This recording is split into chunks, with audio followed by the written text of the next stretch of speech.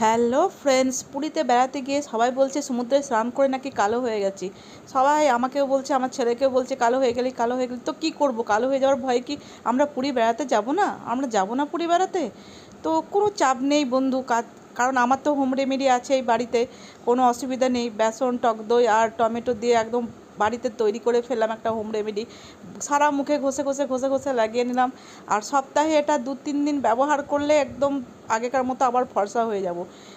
মানে কালো হয়ে যাবার ভয়, সমুদ্রে যাব না, বেড়াতে যাব না, পুরী যাব না, স্নান করব না, সেটা তো হয় না। কারণ বছরে একবার আমরা বেড়াতে যাব, আর বাড়িতে থাকলেই আমরা মানে হোম রেমেডি ব্যবহার, আমার তো হোম রেমেডি আছে হাতের কাছে। হোম রেমেডি ব্যবহার করলেই যখন তখন আবার আগের গ্লেসও ফিরে আসবে, ফর্সাও হওয়া যাবে। তাই আর কোনো চাপ নেই। সবার মুখ বন্ধ করার জন্য আমি এখন বাড়িতেই তৈরি করে নিয়েছি হোম রেমেডি।